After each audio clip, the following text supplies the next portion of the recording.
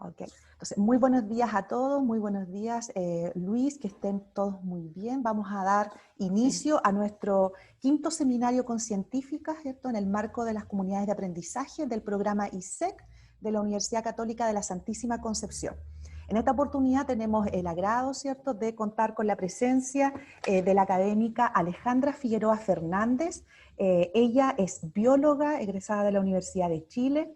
Es especialista en biodiversidad, humedales y políticas públicas.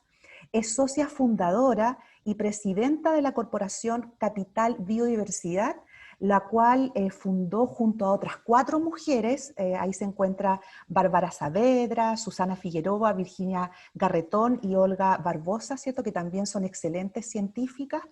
Es docente actualmente de la Pontificia Universidad Católica. Es integrante además del Foro Permanente de Política Exterior y hasta el año 2018 fue jefa de una división del Ministerio del Medio Ambiente. O sea, estamos hablando de una persona que tiene muchísima experiencia en estos temas que a nosotros nos han interesado de hace hartos años en comunidades de aprendizaje. Así que estamos súper honradas y muy agradecidas, Alejandra, de que hayas aceptado nuestra invitación. Y bueno, sin más, te dejamos para que nos presentes tu exposición Sistemas socioecológicos en tiempos de crisis planetaria. Muchas gracias, Alejandra, nuevamente por acompañarnos. Hola, Lorena, gracias por la presentación. Dos cosas iniciales. La primera es que la verdad es que gracias a ustedes por haber permitido que compartamos algunas cuestiones que comparta con ustedes. Yo la verdad es que cada vez que presento aprendo con los distintos públicos que uno tiene, así que no pretendo yo dar doctrina aquí de ningún tipo, ni mucho menos a docentes. En el área de las ciencias entiendo a la mayoría de ustedes. Sino generar también un espacio de conversación y de discusión y de construcción colectiva de estas materias que creo que a esta altura van cambiando y tenemos pocas certezas hoy día de algunas cuestiones. Por lo tanto, esto para mí es también un espacio de aprendizaje, ¿ya? Yo hago un curso en la Católica, no soy docente de la Universidad Católica propiamente tal, y mi mayor espacio de trabajo no es como científica propiamente tal, sino que en el desarrollo de estudios, tanto desde el punto de vista de anclar la investigación con las políticas públicas, dar espacio a ese entendimiento y el trabajo con comunidades a nivel del territorio, en donde estamos apoyando algunas iniciativas también. Y esa es de alguna manera uno de los valores que hemos construido desde Corporación en función de alguna falencia. Así que, bueno, dicho eso, nada, yo felicito al grupo que está aquí porque la verdad es que un sábado, después de hacer clase vía Zoom, las estaba escuchando, virtual, presencial, Zoom, acoger y cuántas actividades existen a nivel de docencia y hoy día se suma este espacio de cansancio, la verdad es que valor. ¿Ah? Así que yo voy a tratar de, ¿tengo pantalla compartida ya? ¿Sí? Ok, aquí estoy. Yo voy a tratar de, esto pretende ser, como les dije, un espacio de conversación, de aproximación a los distintos temas. Así que interrúmpanme, intervengan, porque, bueno, ustedes bien lo saben, no hay nada más espantoso que hablar con la nada en el Zoom, ¿no? Y con pantallas apagadas. Así que vamos a tratar de hacerlo lo más dinámico posible. ¿Por qué el título? El título hace relación a un contexto en el cual no hay ningún espacio en el planeta que ya no tenga una intervención antrópica, ni siquiera las áreas protegidas. No hay nada que no esté intervenido por los cambios antrópicos que venimos desarrollando en la era preindustrial. En la era industrial hay elementos decisivos, ¿no? Donde se dice que la temperatura está aumentando, pero la verdad es que está aumentando desde mucho antes. Y ustedes habrán escuchado o leído, una de las malas noticias es que no hay vuelta atrás, ¿ya? Nos vamos a seguir calentando. Lo que puede ocurrir es que podamos estabilizarnos, ¿ya? Dentro de los últimos informes se reitera la alerta global del 1,5 grados Celsius para no sobrepasarlo, ¿ya? El antropoceno marca de alguna manera, y los especialistas que han asignado esta denominación, tiene que ver con una cuestión básicamente que hoy día hay consenso. Los cambios que estamos viviendo hoy día son causados por el desarrollo y la actividad humana. ¿Ya? Estos son los grandes cambios que estamos viendo, absorbiendo y sufriendo. ¿Ya? El concepto antropoceno no es nuevo, ¿ah? Fue acuñado por Paul Crutzen, que es un físico, un químico físico, que tiene un premio de física y que lo acuñó en una primera publicación, ¿ya? Junto con otros investigadores, está en la revista, en el Global Change Newsletter. Dicho eso, entonces, todo lo que ha estado ocurriendo en los distintos informes de 1988, en los informes que genera el IPCC, son efectivamente alertar sobre estos sucesivos cambios, estos cambios permanentes, estos cambios que son acumulativos y sinérgicos, ¿ya? No es el aire, no es el suelo únicamente, no es el océano, son elementos sinérgicos. Pero adicionalmente, y esta lámina lo que pretendo plantearles es que hay otros informes que están desde hace muchas décadas también anunciando la misma condición crítica que tienen varios ecosistemas y que son menos populares, si se quiere, ¿no?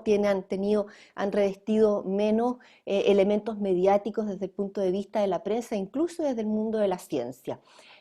Uno de ellos tiene que ver con los informes asociados a la Convención de Biodiversidad y otro tiene que ver a la perspectiva mundial sobre los humedales a nivel global. Son informes también que van acompañando muchos de los elementos que hoy día el IPCC abrazó en el último informe del año pasado y en el preparativo de ahora también respecto de la condición de los ecosistemas. eh, o marca un punto de inflexión importante. No es solamente la sexta extinción de especies que ustedes habrán escuchado, sino que también a una condición en donde los sistemas están con respirador artificial. Y lo ejemplifico así porque no hay una manera más clara y pragmática de poder ejemplificar lo que está ocurriendo con los sistemas. Estos son los 3 informes que aparecieron el año pasado. Voy a ver si me resulta esto, que es una cosa interactiva. Vamos a ver si da y si lo ven. No sé si están viendo una pantalla, se supone que ustedes debieran ver un video. ¿Lo están viendo? ¿Lo ven o no? Yo el video no. Sí. No, no me aparece video. No aparece video. No. Mm. Pero abajo hay un Lo link, va- hay un link que Sí. dice YouTube. Sí. A ver, lo vamos a dejar, sí, lo vamos a dejar para el final para poder, porque tengo que hacer desaparecer mi presentación entonces y poder bajar a la otra presentación. Voy a poner en pausa y voy a volver a la presentación. Lo vamos a enganchar al final, ya porque tengo que dejar de presentar y volver a esta. Los elementos básicos que quería, con este link que vamos a ver después, es cómo está aumentando la temperatura. Ya lo decía al principio, y es una condición con la que vamos a tener que vivir y mantenernos, ¿ya? Hoy día el IPCC tiene un primer informe de síntesis, pero quedan otros 3 informes de especialistas. El primero tiene que ver con las características físicas, o más bien con la condición física de los cambios que están ocurriendo a nivel planetario. Los otros 3 informes están en preparación, se han filtrado algunas cosas ya, como ocurre con todos los informes, todos los años del IPCC se han ido filtrando. Esos 3 informes aparecerán el próximo año, ya están en etapa de preparación. Dicho eso, entonces, por eso quería situarme con ustedes en este contexto y en este concepto. Yo no sé si ustedes han escuchado de este concepto o lo usan, quizá. ¿Alguien no? No. Mira, y esto tiene que ver con una cuestión muy simple. Hoy día, y lo decía al principio, somos sistemas acoplados en donde la naturaleza no humana forma parte de un contexto natural.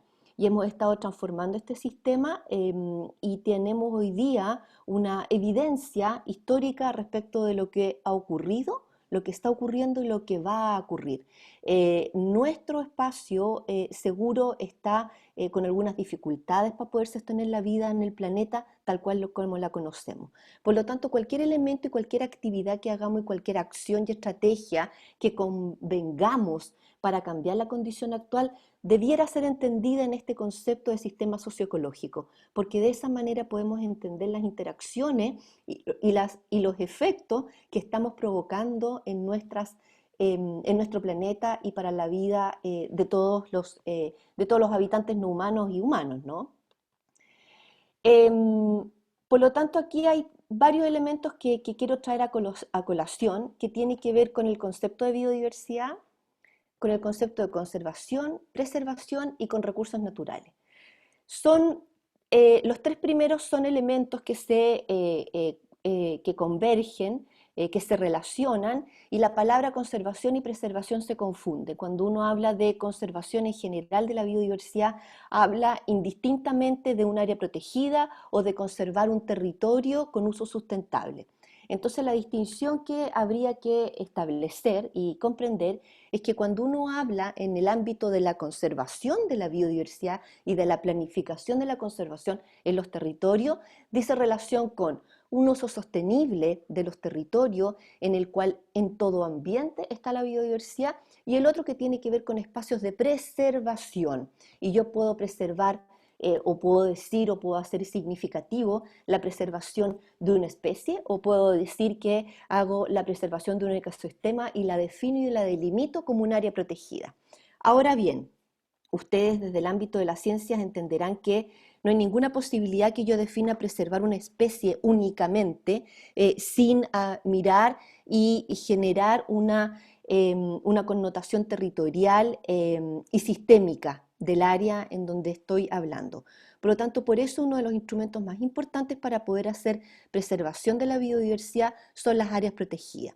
Sin embargo, estas áreas protegidas convergen y conviven con múltiples actividades productivas y las convierten eventualmente y en un área del territorio que ya lo vamos a ver con mucho mayor incidencia, con actividades productivas.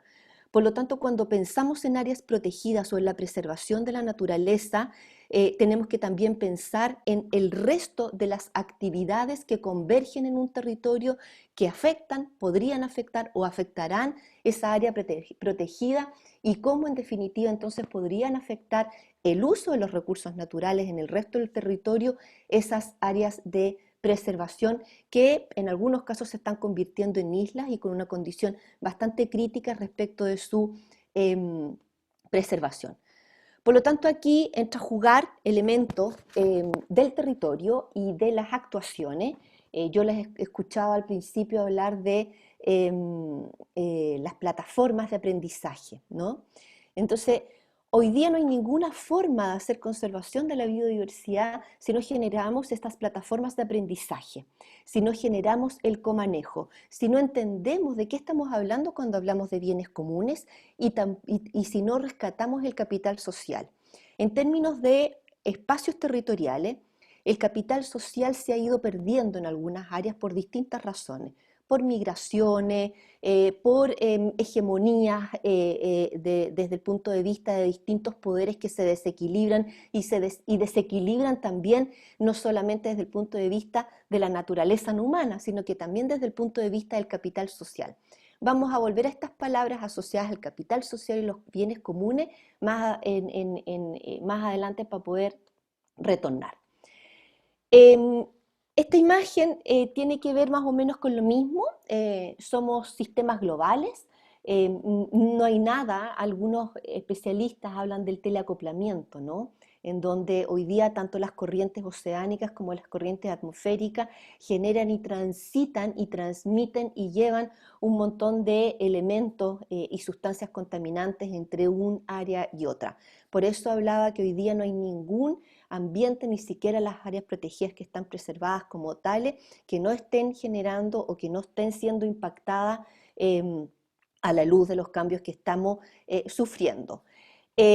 Algunos elementos importantes de esto, más que las múltiples flechas ahí que no dicen nada por sí solas, lo que tiene que ver es con, por ejemplo, contaminantes asociados a nitrógenos y fósforos que hoy día son ampliamente usados por la industria agrícola, transitan no solo desde el punto de vista de los suelos, sino que también de la transición y los flujos que hay asociados a las cuencas hidrográficas y de allí a los océanos. Lo más grave de todos estos elementos es la hiperactividad agrícola. Ustedes a la derecha debieran ver una serie de figuras, yo la tengo por alguna razón, lo voy a cambiar para poder verlas ahí. A la derecha, digo, hay una serie de elementos que se han difundido bastante bien, ya nadie podría, o la mayoría de las personas no podrían decir que no hay información pública asociada a el uso de agua asociado a los distintos tipos de productos, ¿ya? Entonces, cuando pensamos en la globalización y pensamos que de alguna manera Chile o los países sudamericanos emitimos poco y por lo tanto somos menos responsables de la carga que existe hoy día asociado a los temas de cambio climático o a las emisiones globales que necesitamos disminuir, la verdad es que no es tan así. ¿Ah? Necesitamos pensar, por ejemplo, esta imagen muestra el agua virtual. Y el agua virtual no es solamente el agua que uso en el producto y el agua que uso para los cultivos, sino el agua que transita alrededor del globo para llevar esos productos de una vía a otra.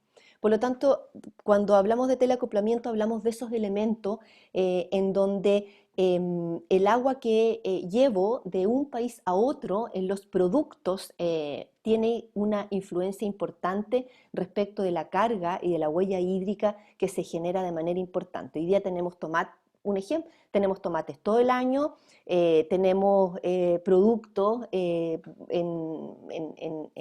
los supermercados de distintas partes del mundo y por lo tanto cuando hablamos de huella hablamos de ese tipo de elementos y de esa connotación.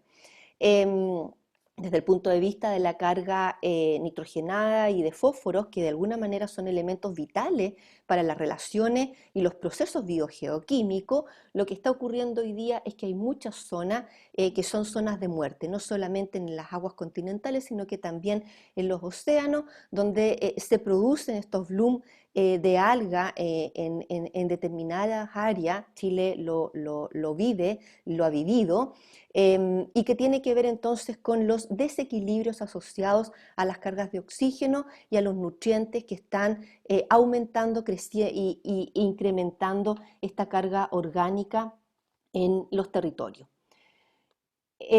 Otro elemento importante que tiene que ver con, vamos a ir bajando, estamos bajando ya hacia Sudamérica para ir poniendo un poquito de realidad a estas cuestiones.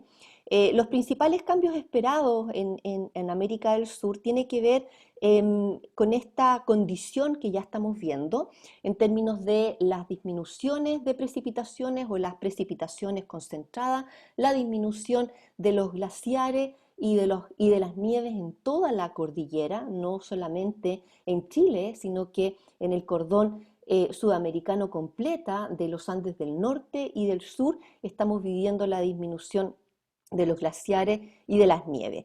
Y también los eventos de precipitaciones concentradas con las tormentas que marcan una condición de riesgo y de vulnerabilidad. Y en ese contexto es muy importante entender que la vulnerabilidad, hay una vulnerabilidad social, pero también hay un riesgo sociocultural. Y ese riesgo sociocultural es en el que tenemos que trabajar. Cuando yo me instalo en un área del territorio, debiera ser capaz de entender o a lo menos exigir información o solicitar información sobre los riesgos potenciales que existen. No hay riesgos si no hay personas, ¿ok? A ver, en la naturaleza efectivamente hay vulnerabilidad de los ecosistemas, pero si no hay una condición en donde las personas incidan en ese territorio, la naturaleza se acomoda. El vulcanismo, las erupciones volcánicas, las tormentas, los tsunamis, son condiciones que han transformado los territorios y que han construido la vida en el planeta como la conocemos hoy día. Por lo tanto, el riesgo sociocultural es un riesgo construido. Las casas en la costa, el impacto sobre las dunas, las minas a tajo abierto, etc. Por lo tanto, estamos acumulando una condición de incremento en el riesgo del que tenemos que ser capaces también no solo de entenderlo, sino que de hacernos cargo. Ok.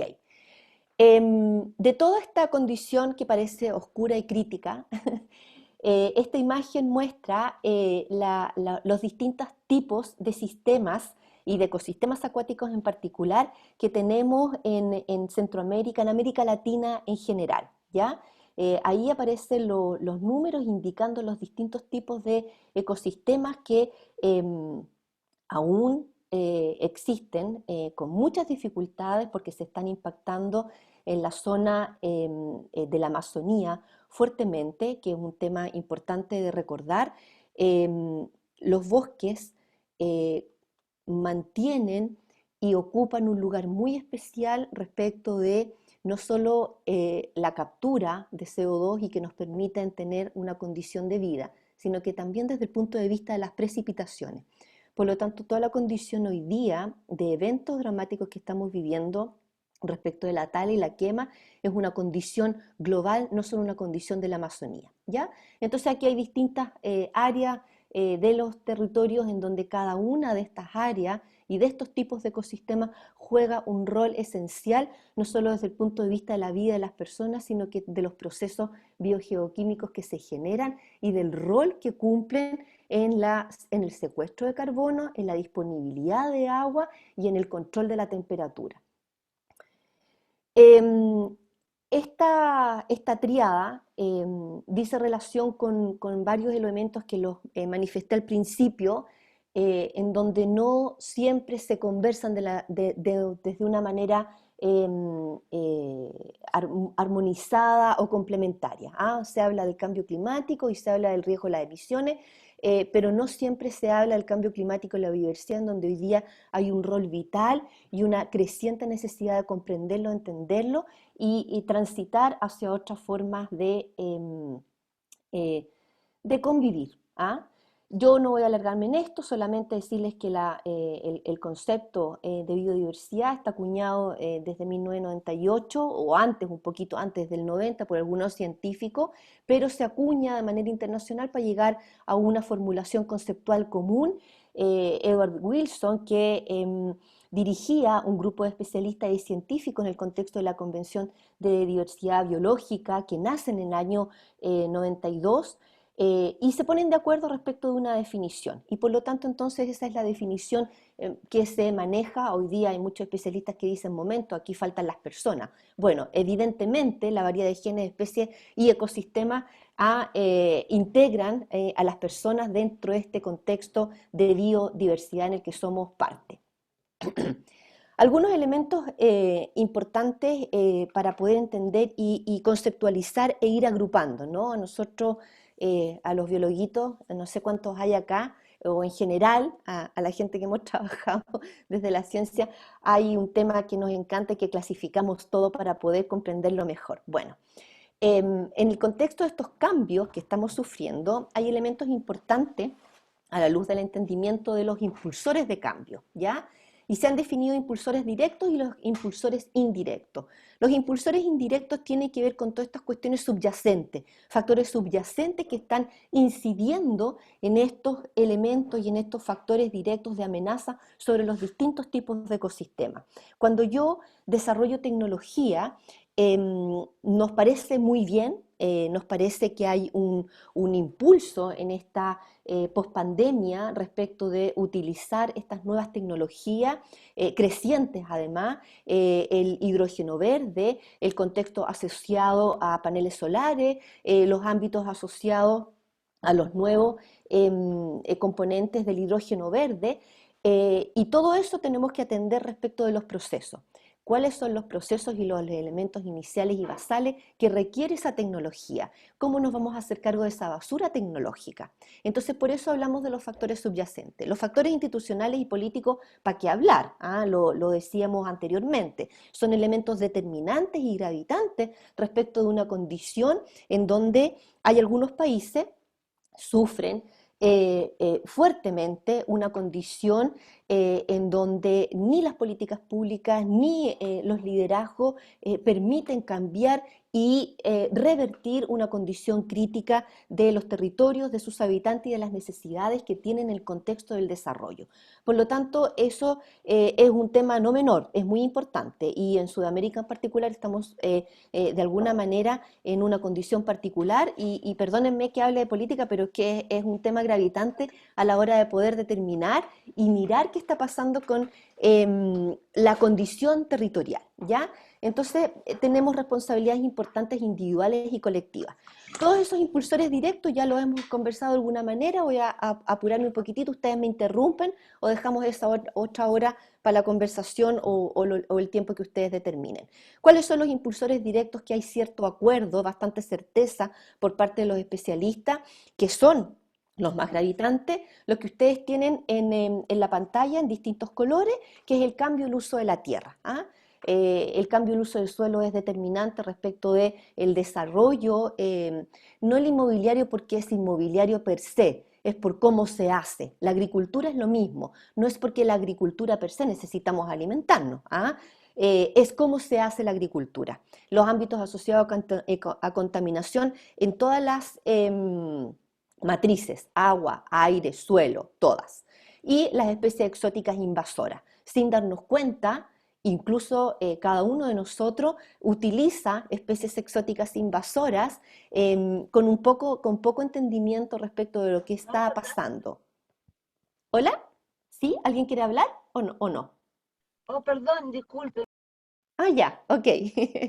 Entre otros, ¿ya? Y acá hay ejemplos del deterioro respecto de los distintos elementos de los que estamos hablando en términos de las comunidades, en términos de especies, en términos de población y de ecosistema, ¿ya? Esto es todas las fuentes que estoy usando son en general de documentos públicos, a pie de página están todas las fuentes y se las puedo enviar a través de Lorena también, ¿ya? Un concepto acuñado el 2009 que ha sido trabajado, perfeccionado y que tiene que ver con esta preocupación de cuáles son los elementos a los cuales hay que atender cuando hablamos de riesgos, ¿ya? Y que tiene que ver con los límites planetarios. Los límites planetarios fue acuñado por Rockström, un científico que trabaja en el Centro de la Resiliencia de Estocolmo. Él con un grupo de investigadores definieron 9 elementos, ¿ya? 9 componentes más bien, no elementos desde el punto de vista de la tabla periódica, sino que 9 componentes que de alguna manera empezaron a identificar que había datos suficientes para poder decir cuál es la condición que estamos viviendo y cuáles son los límites que están escapando a un límite seguro. A ver, voy a ocupar mi láser a ver si me resulta un puntero láser. No sé si ahí ven el puntero láser. Sí, lo vemos, Alejandra. Ya, mira, esta imagen, esta roseta, lo que habla es lo que les comento respecto de estos 9 componentes que se describen respecto de la condición que debiéramos tener para una condición segura desde el punto de vista de la biosfera. Entonces, lo que tenemos en esta línea entre la coloración amarilla y los colores verdes es el límite seguro de la biosfera para llevar la vida como la entendemos y para dar continuidad a los distintos procesos. Hay distintos componentes como el uso del agua, los sistemas o los cambios en el uso de la tierra, la integridad de la biosfera, que antes se hablaba de la biodiversidad. Hoy día estos elementos, tanto la integridad de la biosfera en términos de la diversidad genética y la diversidad funcional de la biosfera, es entendida como un componente distinto a solo la biodiversidad. El cambio climático, nuevas entidades, y uno de los elementos importantes aquí es que las zonas rojas son las zonas inseguras, ¿ya?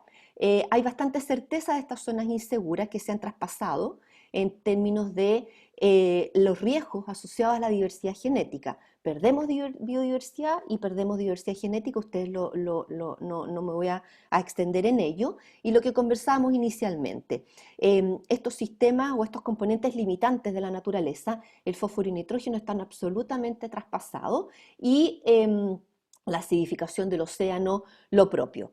Los signos de interrogación, estas columnas que, bueno, no se ven muy bien me parece, pero son grises, son incertezas en los datos globales, y que por lo tanto hoy día no tienen una definición en términos de la coloración amarilla, roja o verde, porque todavía hay incertezas respecto de los datos acumulados para todas las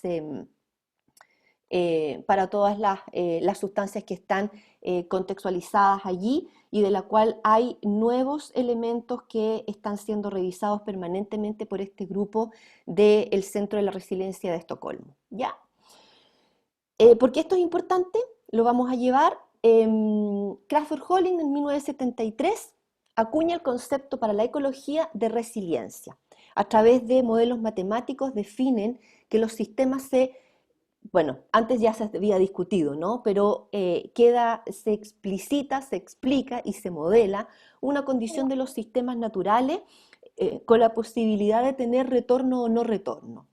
La imagen lo que ejemplifica aquí son 3 vías posibles en donde, lo conversábamos inicialmente, para los sistemas naturales, a menos que haya una antropización, no hay riesgo si precipita mucho o si hay una erupción volcánica, porque los sistemas se acomodan, pasan de un estado al otro y pueden eventualmente tener retorno. Hay una caída, sin embargo, en esta última imagen, que es, me voy de nuevo, en donde eventualmente los sistemas no tienen retorno, tienen una caída precipitada. Y eso es lo que está ocurriendo con muchos de nuestros sistemas naturales. Están sin retorno, y por lo tanto es cuando ustedes tienen fiebre, los niños tienen fiebre, se acumula la fiebre, hay un punto en donde hay que limitar esa fiebre. Los niños ya no pueden seguir más de 48 horas con 39 o con 38. Esto es exactamente lo mismo. Hay ecosistemas que después de seguir mucho tiempo con 40 grados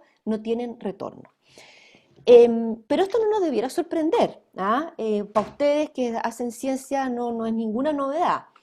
Sin embargo, actuamos de manera irresponsable muchas veces cuando tenemos información que tiene evidencia científica, y a pesar de ello no se toman definiciones.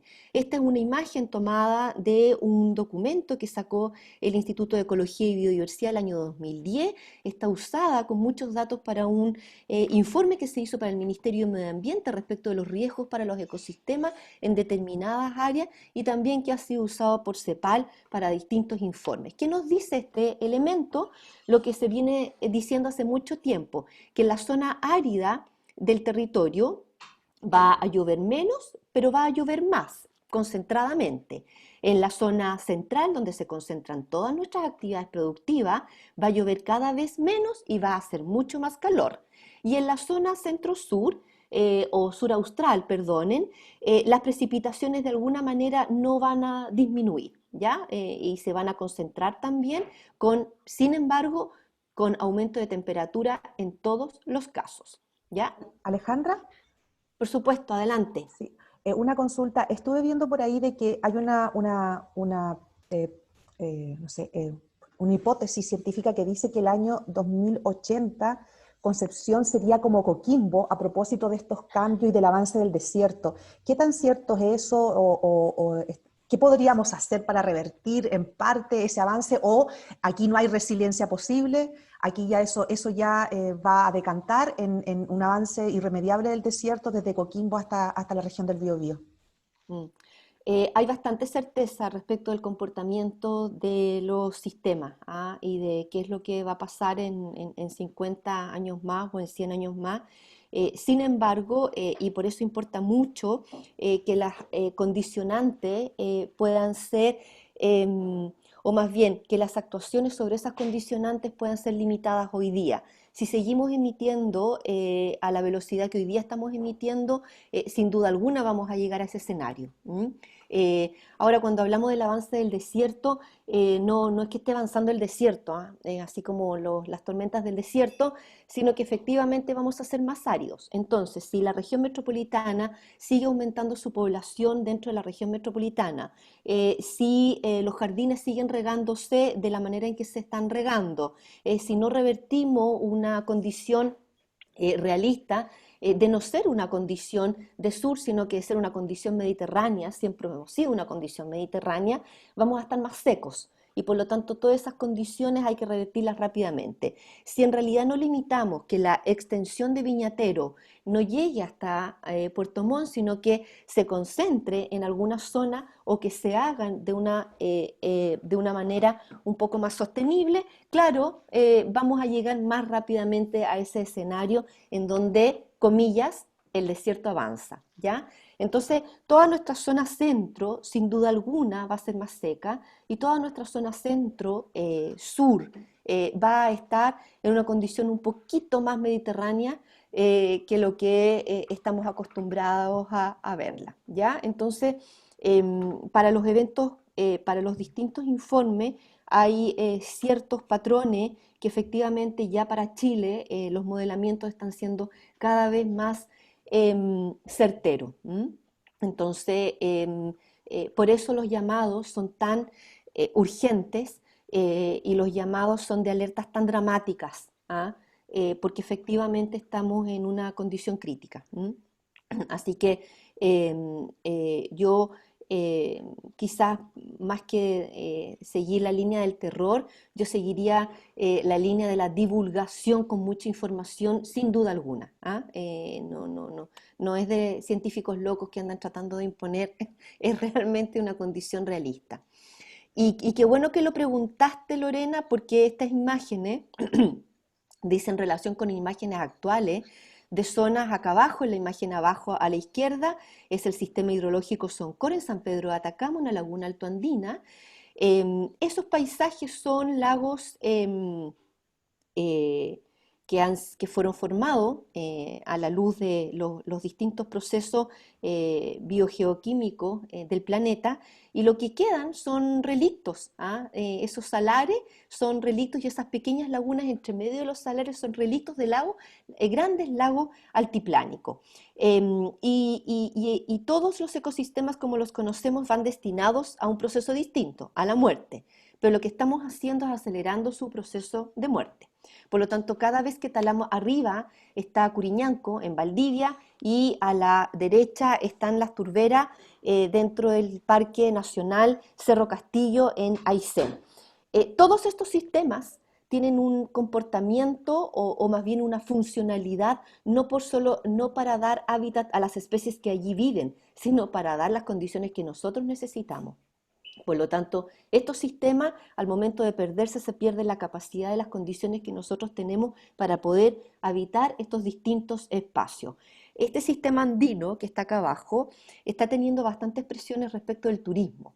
Entonces, la solución para preservar no necesariamente es el turismo, sino que hacer turismo sostenible y con una condicionante muy particular respecto de la preocupación que vamos a tener para poder tener un aprendizaje sostenible también dentro de estas áreas del territorio. Entonces, todo lo que les estoy mostrando son áreas que son áreas protegidas y que efectivamente son islas dentro de un contexto socioecológico.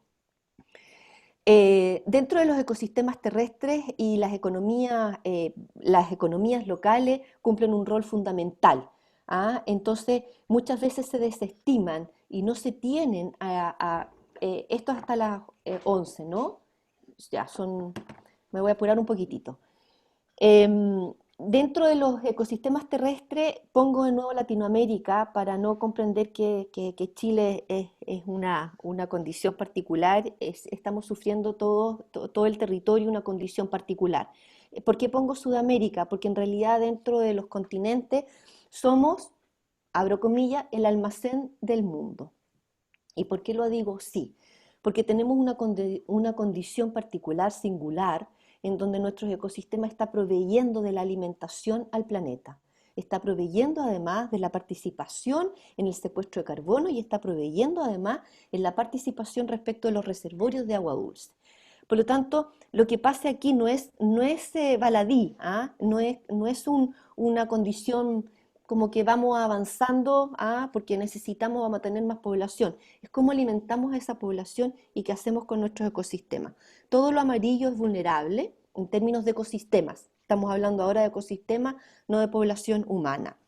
En peligro crítico, ustedes pueden ver ahí, en Chile no se ven los peligros críticos, pero toda la zona central, ya la vamos a ver ahora en la siguiente lámina, está en peligro. Em, ¿Por qué es importante esto y por qué pongo los ecosistemas terrestres y economías locales? Muchas veces los indicadores sociales se desestiman en términos de las economías locales que no generan indicadores económicos en términos del PIB. Pero muchas economías locales son sostenidas por mujeres que trabajan en los territorios a través de la siembra de los huertos locales, a través de la recolección de semillas, a través del cuidado de semillas nativas y a través de las aguas que están cuidando respecto de sistemas andinos, comillas, prístinos o que tienen poca intervención. Esas economías locales, cuando se intervienen y se fragmentan en términos sociopolíticos o en términos de obras civiles, se están poniendo en riesgo y no se consideran respecto de los grandes indicadores asociados a los productos internos brutos. Por lo tanto, por eso es muy importante entender cómo están funcionando las economías locales y mal llamadas, yo soy reacia a llamarlas las economías locales de subsistencia. Yo creo que hay que transitar hacia otro lenguaje conceptual eh, porque efectivamente la pobreza y la ruralidad acuña una condición eh, conceptual que grava un contexto social. Y por lo tanto esas economías rurales son muy importantes, no solo para esa población que vive ahí, sino que para todo el resto de nosotros.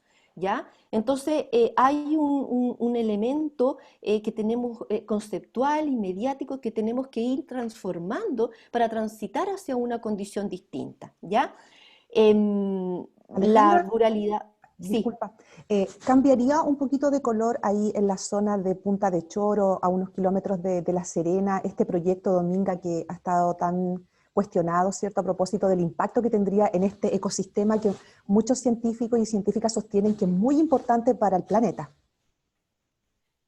Cambian respecto de lo que estamos conversando, los impactos, ¿te refieres a Claro, los impactos? claro sobre los impactos, este proyecto, Mira, sí, a tu juicio. a mi juicio, y en términos de lo que me tocó mirar en algún momento, ese proyecto sí genera impactos. A ver, un poco antes, no hay ningún proyecto que no genere impacto, ¿ya?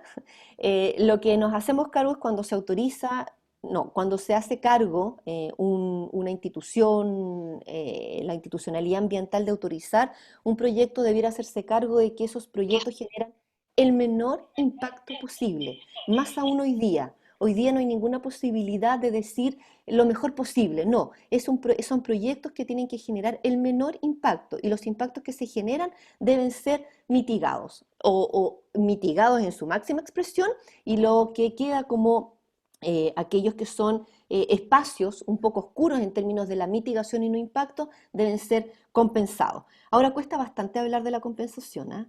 Porque la compensación es ¿dónde? ¿Cómo? No sirve ya la compensación que tú impactas en tipos de ecosistemas, cambiarla por un hospital. Eso no es compensación de biodiversidad, ni por un colegio, tampoco es compensación de biodiversidad, ¿ya? Entonces, lo que más generaría impacto, a mi juicio, es en el contexto del puerto. O sea, hoy día es un sinsentido generar puertos por cada uno de los proyectos que tú tienes. Cada proyecto, cada actividad genera un puerto independiente. Eso tiene que ver también con las definiciones y las planificaciones territoriales de las que no nos hemos hecho cargo, así como la desalación. ¿Cómo vamos a seguir trabajando en el contexto de la desalación? ¿Una planta por cada una de las comunidades y poblaciones o vamos a generar una condicionante distinta para reducir y minimizar los impactos de las desaladoras también? Ya, por lo tanto, a mi juicio sí, efectivamente. ¿Hay que prohibir la minería? Si es la otra pregunta, bueno, probablemente no. pero al alero o de la manera en la cual se ha estado haciendo hasta hoy día, sí tenemos que modificar sin duda nuestras actividades productivas. Las forestales, ¿para qué decir? Ejemplificación de por qué tenemos que cambiar a nivel territorial también y ocuparnos no solo de los grandes ámbitos asociados a las actividades, sino que también de estas actividades a una escala más local. Esta es una turbera, disculpen, a la derecha la imagen es una turbera, es una foto bien antigua del 2012 en Chiloé, en donde se hace extracción de turbera.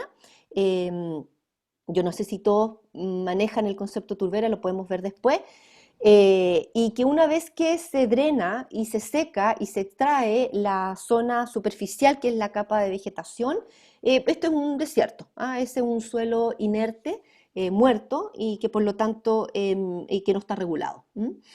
Y a la izquierda es una actividad que sí está regulada, pero está mal regulada y que tiene que ver con la extracción de las macroalgas pardas, que son nuestro sustento de los bosques marinos al símil de los bosques terrestres. Esto es Tubulraqui, muchos de ustedes lo conocerán, que cambió una condición después del terremoto y del tsunami, y donde efectivamente, vamos a ver si me resulta, aguas arriba, una condición que uno no muchas veces ve cuando ve los ecosistemas, agua arriba de Tubulraqui, hay drenaje para hacer y tala de bosque nativo, y en la desembocadura una actividad productiva de la cual dependen los sistemas y la comunidad, que tiene que ver con la pesca artesanal o más bien a esa altura la industrial, ¿ya? Y la extracción de pelillo, de la cual dependían muchos algueros, que cambió dramáticamente después del terremoto y que tiene que ver con una condición que no podemos manejar, natural. Pero hay otras cuestiones que sí podemos manejar y que son las condicionantes, la extracción de bosque, por ejemplo, o el drenaje para la tala. Este es un ejemplo del altiplano, en el Parque Nevado Tres Cruces, donde la extracción sistemática de agua de un acuífero generó, la imagen a la derecha, es la desecación y la muerte de una superficie importante de bofedales. Por lo tanto, cuando hablamos de actividades productivas versus actividades naturales, cambios naturales o eventos naturales, tenemos que mirar esas sinergias, no es uno y otro. Son elementos combinados y sinérgicos que de alguna manera están presionando. Por lo tanto, no es que se seque o se secó cambio climático, no, momento, evaluemos qué es lo que está ocurriendo. Y lo peor de todo, o no lo peor de todo, uno de los elementos adicionales es que efectivamente hay actividades que gastan muy poca agua comparado con otras actividades, como la agricultura. Pero muchas veces esa actividad y esa extracción se concentra en aquellas áreas en donde ese tipo de ecosistemas no está en ninguna otra parte. Por lo tanto, cuando se pierde allí, se pierde en el resto del territorio. No hay posibilidades de compensar respecto de esas características y de esas condiciones, ¿ya? Bueno, este era un ejemplo, cuando se pierden ese tipo de ecosistemas de vegas y bofedales por región. En Atacama solamente el 5% está representado en Atacama, los tipos de vegas y bofedales, en Arica, Parinacota el 17%, en Tarapacá casi el 40% de la zona norte árido, y en Antofagasta también el 40%. Es posible que estas cifras hayan cambiado, ¿no? Yo no alcancé a mirar los nuevos antecedentes para esta presentación, son de hace como 3 años, y bueno, a la luz de ciertos cambios es posible que esté cambiando. A nivel internacional, los cambios y los eventos también son marcados por revistas internacionales, en donde la escasez del océano no está solamente dada por la condición de acidificación del océano, o se están muriendo los corales, sino que también por una presión permanente que estamos haciendo en términos de la explotación y la manera en que estamos explotando. Esto es Chile, un ejemplo respecto de los distintos criterios que tiene Cernapesca para evaluar la condición de las distintas poblaciones de interés pesquero a nivel nacional. Esta es una condición, no es particular de Chile, esta condición respecto de sobreexplotación de la pesquería es a nivel nacional, pero sin duda hay una dificultad respecto de esta condicionante en términos de los elementos comerciales y de la pesca ilegal que se lleva a lo largo de la zona económica exclusiva y fuera de la zona económica exclusiva en todo nuestro océano. Por lo tanto, también aquí forma parte de educar a nosotros como consumidores y hacer pública cada vez más transparente esta información para saber si hay una comunidad o un tipo sobreexplotado y agotado. No podemos comprarlo, no podemos consumirlo. ¿Ah? Ese es un elemento importante. A nivel de ecosistemas terrestres, esta imagen me pareció interesante porque un poco ahí a la luz de la pregunta de Lorena, esto muestra la zona central del territorio. ¿Ah? Está aquí Curacaví, más o menos, la zona central, y acá abajito, a ustedes les resulta familiar, con la región del Biobío. Estas imágenes o estas áreas azules muestran los incendios del verano del 2017, que fue bien devastador. No estoy marcando, a ver, que fue bien devastador a lo largo de todo el territorio, con 3 regiones, casi 4 regiones impactadas, 500.000 hectáreas absolutamente devastadas. Estos van a ser crecientes, ¿ah? Vamos a tener cada vez más incendios, de lo que nos habla una condición de adaptación y de preparación de mucha mayor responsabilidad, no solo de las autoridades, sino que también a nivel de comunidades. Y esto lo que muestra son los ecosistemas en rojo están en peligro. La clasificación no tiene que ver con la clasificación de los tipos vegetales, sino que la clasificación en términos de su condición de amenaza, ¿ya?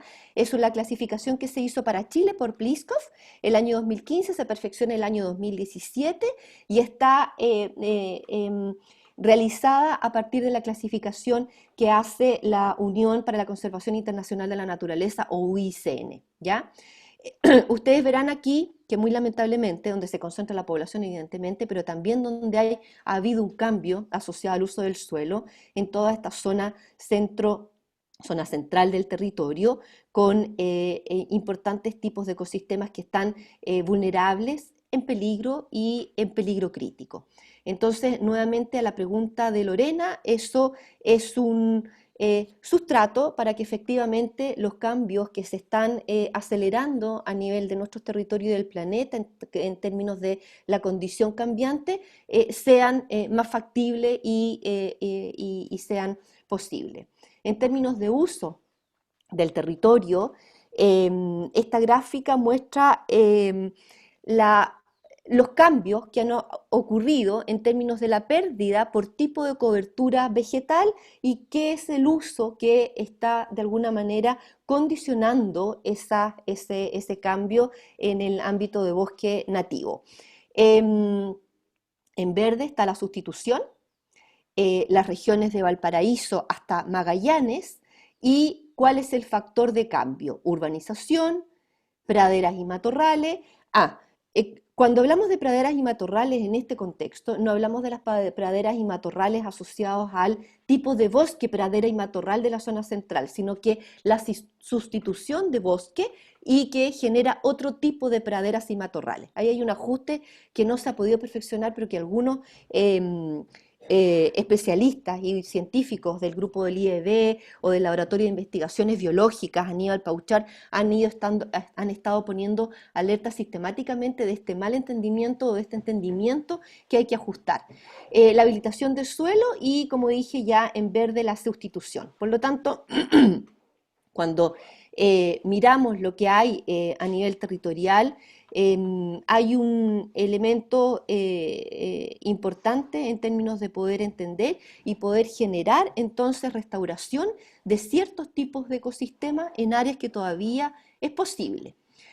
Y los ecosistemas terrestres como reservorios de carbono, aquí lo más importante y lo que me interesa mostrarles es que hay un análisis a nivel de suelo respecto de secuestro y captura de carbono y a nivel de masa aérea en términos de la biomasa vegetal. Por eso es muy importante mantener las capas vegetales en los distintos tipos de bosques. No es posible desestimar un tipo respecto de otro, porque todos son importantes. Y a nivel de suelo, por favor, la flecha gris a ver de nuevo con el láser, la flecha gris muestra los ecosistemas de turbera, o sea, las turberas, que solo tenemos el 3% a nivel del cono sur, que somos la zona con mayor turberas del cono sur a nivel planetario, solo cubre el 3% de estas turberas, son ecosistemas de los más eficientes en el secuestro de carbono. Cada vez que las intervenimos, entonces estamos aportando a las emisiones. Y hay ecosistemas que están de alguna manera así como un, dos, tres momiae, ¿ah? No emiten ni capturan. ¿Qué es lo que está pasando con esos ecosistemas? Por lo tanto, tanto a nivel terrestre como a nivel marino costero, necesitamos entender y estudiar muchísimo respecto de lo que está pasando con nuestros ecosistemas y cómo están aportando al secuestro y a la captura de carbono. Me voy a saltar esta porque ya lo dijimos de alguna manera. Rápidamente voy a avanzar con esta última parte. Que tiene que ver con los humedales integrados a la cuenca hidrográfica. No hay posibilidad de hablar de humedales si no los entendemos dentro de las cuencas hidrográficas. Este es un mapa de los humedales que en realidad, créanme que están ahí definidos en términos de lago, ríos, y en verde están los distintos subsistemas de humedales. Ustedes pueden ver que están muy concentrados, no es casualidad, en la zona sur del territorio, pero también son sistemas que están asociados a las turberas, en la zona altoandino y una gran zona central que responde a cuencas endorreicas y que por lo tanto los tipos de humedales están concentrados en la zona andina. Hay Alejandra, humedales, disculpa, dime. interrumpirte brevemente para comentarte de que varios de los proyectos de innovación pedagógica que están realizando las profesoras que están presentes hoy día dicen relación directa con los humedales urbanos que están en Talcahuano y también en otras comunas de la región del Biobío. Están muy interesadas en este tema, así que si los pasamos unos minutitos, no te preocupes porque esta es un área en específico de mucho interés para las colegas. Perfecto, perfecto. Yo, mira, si yo me voy a acelerar un poquito, pero después podemos retornar a algunos de los elementos que a ustedes les interese. Em, a lo largo de todo el territorio tenemos distintos tipos de humedales, ¿ya? Y tenemos nombres locales y tenemos nombres de alguna manera científicos, ¿ya? Entonces, cuando hablamos de charca, es un humedal. Cuando hablamos de malline, es un humedal. Cuando hablamos de Walves, es un humedal. ¿Ah? Son conceptos locales y territoriales que han estado siendo relevados por distintos proyectos para poder entonces tener un entendimiento conceptual que permita unir los conocimientos, ¿ya? Llanuras de inundación también los vamos a ver y los vamos a hablar. Se desestiman cuando se arrasa con los tipos de vegetación de ribera, o cuando se limpian canales, o cuando se edifica, hacen edificaciones, o cuando se extraen áridos para la construcción. Esas llanuras de inundación son un tesoro dentro de los sistemas y de los ecosistemas acuáticos continentales. Aquí, solamente para ejemplificar, esta es una de las áreas y de las turberas más maravillosas que existen a nivel del territorio, y están en el territorio en Tierra del Fuego, en Magallanes, y están protegidas, están dentro de un área privada, las administra Wildlife Conservation Society, WCS, conocida más bien en Chile, en donde tienen 300.000 hectáreas de parque, y dentro de estas 300.000 hectáreas de parque hay una superficie importante de turberas, ¿ya? Estos ecosistemas, como todos, han ido evolucionando y no vamos a estar aquí para poder verlo, pero efectivamente estas turberas van a evolucionar hacia bosques terrestres, como ocurre y como ha ocurrido a lo largo de los siglos. Cuando se aprecian turberas se desestiman los tipos botánicos que existen. Estos tipos vegetales son aquellas que se extraen cuando se saca el sphagnum, que es un tipo de musgo, que es el vegetal, está asociado a otros tipos vegetales. Se sabe muy poco de ello, ya están algunas muy inventariadas, hay un grupo de investigadores que ha hecho un trabajo muy interesante desde hace ya casi una década, y se sabe un poquito más, ¿ya? Por lo tanto, cuando hablamos de turbera no solo hablamos de secuestradores, de capa anóxica, de sphagnum superficial, sino que hablamos de distintos tipos vegetales con hábitat para muchos insectos, sin duda alguna, y aves. Ay, perdón. Ay, se automatizó, está automático, disculpen, espérense. Los humedales altoandinos ya lo hablábamos, distintos tipos. En el tipo que está arriba, que son los sistemas que están dentro de los salares y que son lagunas, ahí están los secretos que son las cianobacterias o organismos extremófilos. No me voy a alargar porque ustedes trabajan en ello. Y abajo la imagen de un sistema andino también, pero mediterráneo, que está aquí muy cerquita de nosotros en la región metropolitana y que ambos están dentro de áreas protegidas. Esta, la de abajo, son vegas que están en el Parque Caruquinca, que es un parque privado, que en realidad no es un parque, es un sitio Ramsar. Y sus propietarios le han llamado Parque Andino Juncal. Y es un área muy bonita que está viendo y evidenciando cómo los sistemas de glaciares se están perdiendo. Los marismas, a de la derecha, también son humedales, la zona de Chiloé, que son sistemas que van modificando su condición en función de las mareas altas o bajas, y a la izquierda una fotografía de Keule, muy cerquita, bueno, no tan cerquita, pero Keule que está al lado de la región de los ríos, al lado de Maullín, y muy cerca de Tolten, en la Araucanía, ¿ya?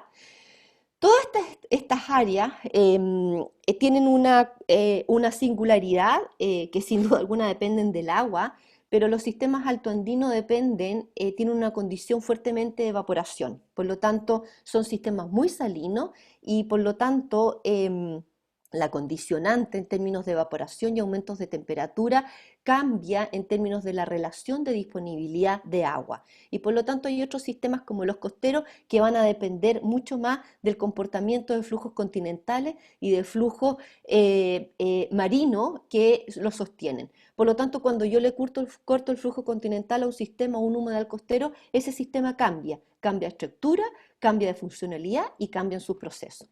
Los servicios ecosistémicos, no, me voy a apurar un poquito, podemos retornar, que son de alguna manera un concepto que hay algunos grupos que no les gusta hablar de servicios ecosistémicos porque dicen que se materializa a la naturaleza en términos de el uso de sus recursos naturales. Sin embargo, yo creo que es una buena manera de poder entender y comprender los elementos de los cuales proveemos no solo alimentos, sino que otras condiciones, y por ello se han clasificado en servicios de provisión, regulación, hábitat para especie y servicios de todo tipo.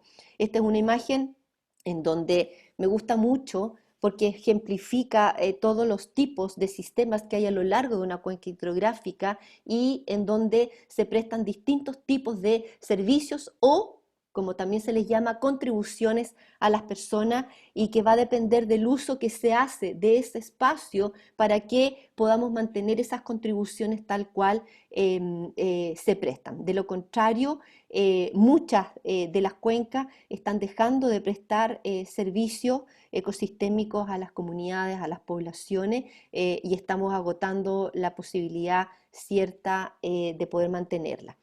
Cuando hablamos de amenazas directas, esta es una lámina en la que solo quiero ejemplificar los elementos que condicionan los tipos de humedales.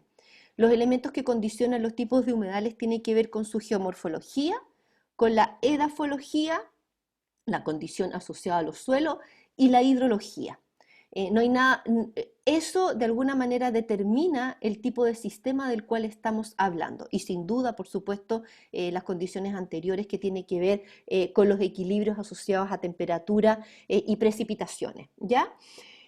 Las amenazas directas están actuando fuertemente sobre la hidrología y sobre la biodiversidad. Estos tipos de humedales, entonces, o los distintos tipos de humedales que hemos visitado anteriormente, frente a perturbaciones, no están siendo capaces de reacomodarse, no son resilientes y se convierten en otro tipo de ecosistemas u otros humedales, más o menos contribuyentes respecto a cómo lo conocemos. Esa es una condición y una particularidad que va a depender del conocimiento que tengamos de las características ecológicas de ese sistema. Por lo tanto, toda las acciones, y aquí vamos a entrar a los humedales urbanos, todas las acciones que yo genero sobre los humedales están generando modificaciones funcionales y estructurales, y cambios y pérdidas en la biodiversidad y en sus procesos, descargas domiciliarias, deforestación, desarrollo de obras civiles y un sinnúmero de elementos adicionales. Por lo tanto, cuando voy a saltarme un poquito esta aquí, voy a quedarme acá. Cuando hablo de cambios en las estructuras de los humedales urbanos o cuando hablo de protección de los humedales urbanos, tengo que poner atención a qué está ocurriendo con ese sistema de humedal, porque yo podría quedarme contenta poniéndole límites, ¿no? O poniéndole barra, pero si no tengo una comprensión completa respecto de cómo se alimenta ese sistema, qué es lo que está qué tipo de agua está descargando sobre ese sistema y cómo lo estamos usando, la verdad es que tiene días contados ese sistema urbano. Por eso es importante poder entender los comportamientos y las condicionantes que están afectando y los criterios que estamos definiendo para la sustentabilidad de esos ecosistemas. Esta imagen debía haberla puesto antes, pero tiene tres elementos fundamentales que tiene que ver con cómo yo desarrollo las distintas actividades en un contexto territorial para poder comprender los flujos de agua hacia las desembocaduras de los ríos, cómo aumento o incremento las condiciones asociadas a precipitación, evapotranspiración y los cambios que yo provoco a nivel de las aguas subsuperficiales o subterráneas, entendidas como acuíferos o napas subsuperficiales, respecto de la carga nitrogenada, fosforada, de la inhabilitación que hago de suelos cada vez que los talo, o la forestación que se produce a nivel de cerros para poder hacer agricultura en una condición totalmente anómala y que genera entonces un conjunto de cambios a nivel del ciclo hidrológico completo. Ustedes habrán escuchado de varias autoridades y no autoridades que el agua se pierde en el mar. Entonces me imagino que a ustedes se les paran los pelos como a mí, ¿ya? Eso es súper importante en términos de educación. Tenemos que hacer un esfuerzo mayor respecto de los lenguajes y conceptos. Entonces, me gusta mucho esta imagen porque ejemplifica aquello que no vemos. Y ustedes como docentes, me imagino que también les preocupa y les ocupa estas condiciones en donde no solo deforestamos y tenemos un suelo superficial que está empobreciéndose, sino que lo que de alguna manera transmitimos el conjunto de elementos que se empobrecen y cómo los tipos de acuíferos están siendo afectados para determinar otro tipo de vida. Esto es Elqui. Perdonen, se me hizo automático. Esto es Elqui. Esta humedad que está en la desembocadura del Elqui está presionado por las inmobiliarias y por actividades que en realidad a uno le llama la atención. Este a la derecha ustedes ven una descarga que es un tubo que viene de un proyecto inmobiliario que está descargando agua superficial al sistema de humedal. Lo vamos a ver un poquito antes y la verdad es que hay un entendimiento de que dado que es agua, le importa y le hace bien al sistema y que por lo tanto lo estoy perdiendo por una parte pero que lo estoy alimentando por otra. No hay nada peor que suponer que un ecosistema natural, que uno lo ve sano superficialmente, puedo emular un comportamiento de manera artificial. ¿Ya? Entonces, cuando genero un cambio en un humedal urbano, voy a tener que entenderlo primero para poder saber si el agua que yo estoy volcando superficialmente es un proceso adecuado o no. Entonces, eventualmente, el proceso asociado a la descarga de agua de los proyectos inmobiliarios debiera ser supertratada primero y después a nivel subsuperficial. ¿Ya? No es una receta la que estoy dando, es una alerta respecto al entendimiento que tenemos que tener desde nuestros distintos sistemas. Hoy día, esto es en el Elqui de nuevo, no es en la costa, sino que es un poquito dentro en el río, a 3 o 4 kilómetros aguas arriba. Es un proyecto inmobiliario que si ustedes lo miran visualmente, es muy bonito, ¿no? Uno quisiera vivir con ese entorno. Sin embargo, junto con ese proyecto inmobiliario y esta laguna que está aquí, urbana, ha quedado em, ha quedado flanqueada por un basural que está al otro lado de esta laguna. Esa laguna está aislada del río por este basural que se ha ido autorizando. Por lo tanto, una condición particular que tenemos es de una zona semiárida que está en una condición dentro de un decreto de escasez, dentro de los varias decenas de decretos de escasez que tenemos en Chile, y que sin embargo pone no solo en riesgo un ecosistema, sino que pone en riesgo a su población. Por lo tanto, esa laguna tiene los días contados también respecto de la habitabilidad que permite para esa comunidad y los riesgos que allí ocurren. Esta es la desembocadura del río Elqui, la primera imagen que les mostré con el flujo de agua superficial está a la derecha de la imagen y hacia la izquierda hay actividad agrícola. Uno pudiese entender, o más que entender, uno pudiese decir que sí es posible que convivan todas las actividades. Sin embargo, no pueden convivir de esta manera. No es posible despejar el suelo agrícola de esta forma, en donde los residuos de la agricultura caen directamente hacia este humedal, hacia la desembocadura, con una carga nitrogenada y de pesticidas, además que se vuelca directamente porque no tiene una zona vegetal ripariana que permita entonces atraer y limitar de alguna manera este tipo de sustancias y de elementos que sinérgicamente es la peor combinación posible para estos tipos de ecosistemas. Por lo tanto, la combinación de actividades no sostenibles generan un impacto mayor a este tipo de ecosistema.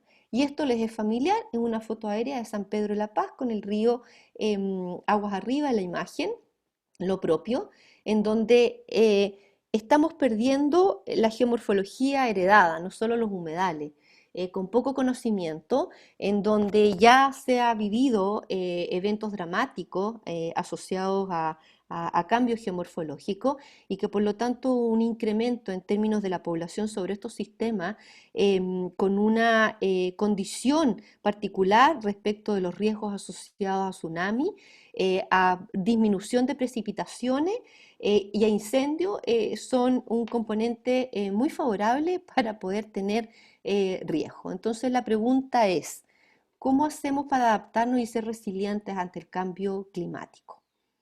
Otro evento dramático en Copiapó el 2015, una crecida del río en donde efectivamente es muy importante tener ese capital humano y social para poder revertir las condiciones después de los desastres y de los eventos extremos. Y los eventos extremos ocurren y van a seguir ocurriendo, pero cuando pongo en un signo de interrogación los desastres, es porque sabemos que los desastres ocurren cuando hay una condición particular de la población que está haciendo una ocupación del territorio de una manera peligrosa. Por lo tanto, es muy importante acumular ese capital humano, la historia y la condición que tenemos. Otro ejemplo, vuelvo al Elqui. Ustedes pueden ver aquí lo que está ocurriendo. Voy a ocupar mi láser rápidamente. Esta condición de este sistema, este proyecto inmobiliario no tiene más de 8 años, 6 años la verdad. Está creciendo, está secando esta zona de amortiguación del río Elqui, que está bien estrangulado como ustedes lo pueden ver. Lo que mostré de la zona agrícola está aquí en esta ribera norte del río. Los proyectos inmobiliarios, la descarga de agua superficial estaba en esta zona. Estas son los sistemas de vega que se alimentan de acuífero subterráneo. Por lo tanto, una zona de escasez lo que se está haciendo es drenando, rellenando y limitando la posibilidad de que el sistema pueda resistir eventos como el que siguen.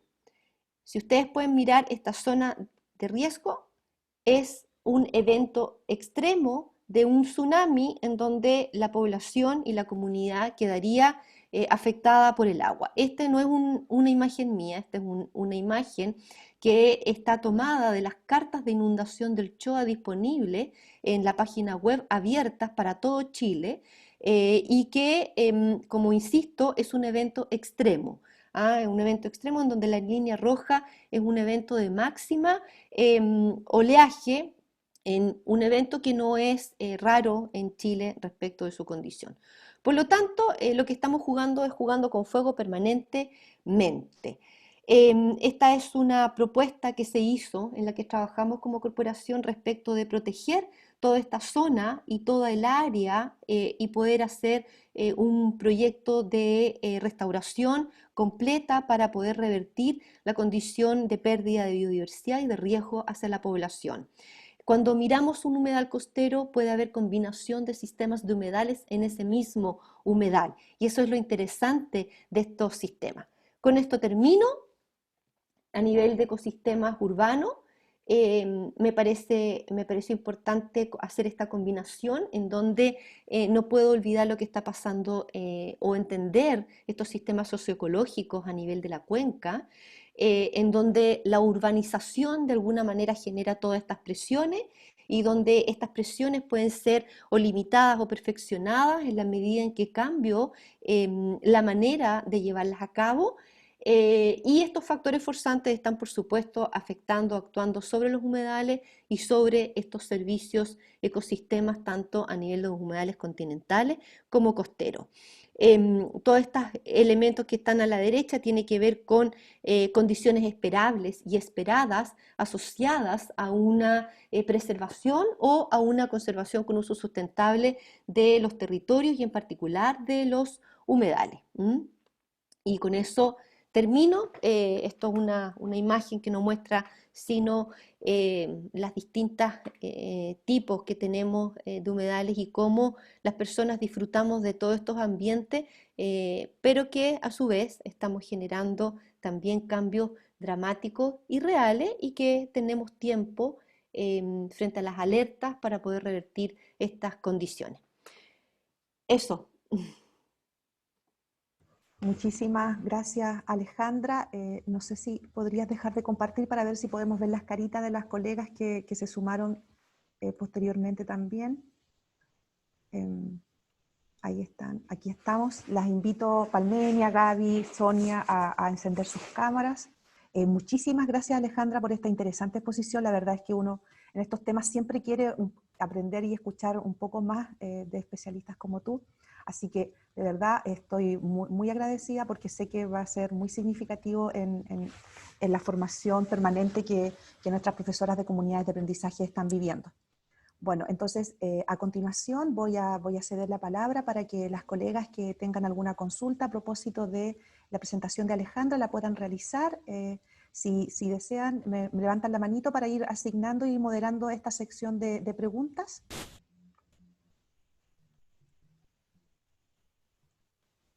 Ahí en la opción del Zoom, abajito tiene la oportunidad. Ahí. María Angélica, te dejo la palabra, te ofrezco la palabra. Bien, buenos días a todos. Bueno, encantada de la charla, qué ganas de escucharla en realidad todo el día, toda la mañana. Es un tema realmente, yo creo que, no sé, yo creo que a muchos profesores de ciencia nos apasiona, al menos dentro de las compañeras que estamos trabajando en nuestra comunidad. Es un tema que nos apasiona mucho, toda la parte de los humedales y toda la parte.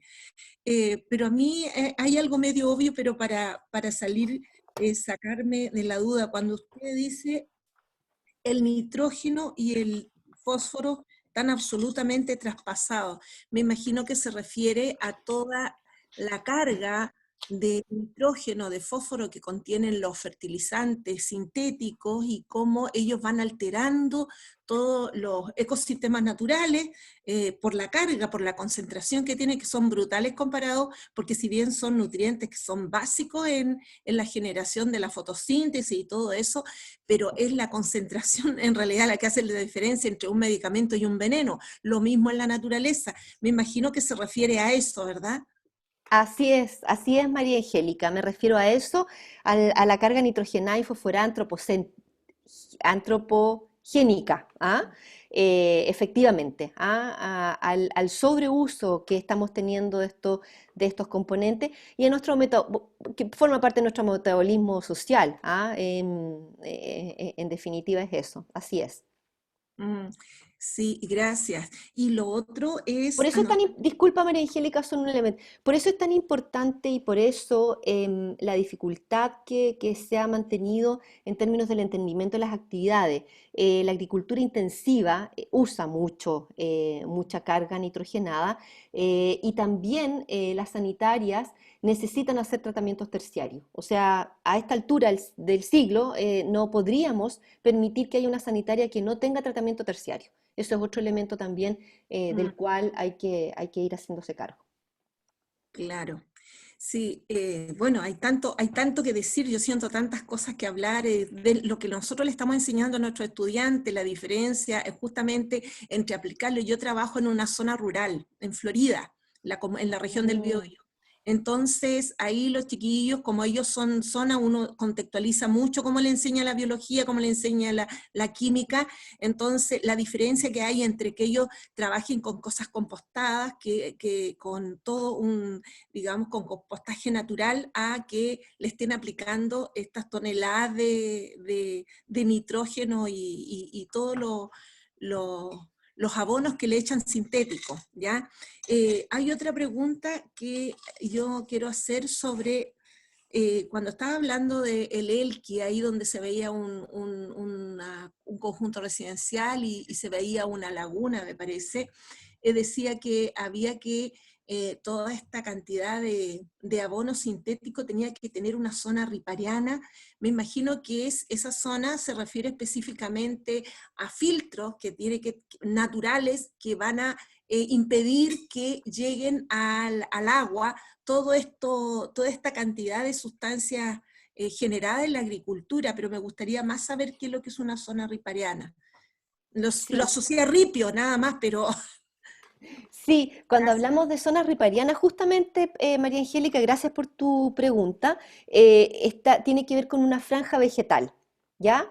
Y esa franja vegetal que es natural en algunas zonas, en particular hacia los ríos exorreicos, porque los ríos endorreicos tienen menos, una condición distinta, tienen esta zona ripariana. Y esta zona ripariana tiene una funcionalidad, no es casual, y que tiene que ver la funcionalidad, claro, no está hecha para absorber las sustancias tóxicas, ¿no? Pero sí podrían cumplir esa función en términos de la capacidad que existe para absorberla a través de sus raíces y para poder limitar los flujos. Y por supuesto que esta zona ripariana también cumple con otros elementos y funcionalidades y procesos a nivel de la biología en términos de las biogeoquímicas que se genera ahí y de las especies a nivel de los distintos grupos taxonómicos que allí se suceden respecto de la condición para establecer una calidad de agua apropiada y particular a cada uno de los tipos. Así que me refería a eso. Hay otras áreas hablé de las zonas, de las llanuras de inundación, ¿no? También que son súper importantes y la agricultura ancestral lo entiende muy bien. Esas son las zonas que ocupaba la agricultura, las zonas de inundación, que hoy día están convertidas en casas, en la mayoría de las zonas, ¿no? O que se usan para poder extraer árido. Por lo tanto, cuando se construyen casas en esa zona de inundación, no es, oh, qué pena nos inundamos, no, oh, qué pena que construiste casas en la zona de inundación, más bien, ¿no? Entonces, em, y en muchas áreas, además, se maneja la barra porque o se construye en casa o se ha ampliado tanto en esas áreas de inundación la agricultura, no tradicional, no es agricultura que es la agricultura temporal, sino que una agricultura de todo tipo de cultivo permanente.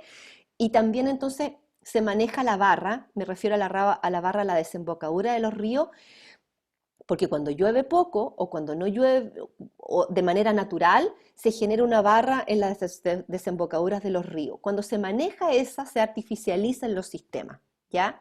Entonces ahí es donde se generan también cambios en los procesos. Por lo tanto, ahí tenemos una combinación de elementos que también son parte de nuestra cultura humana.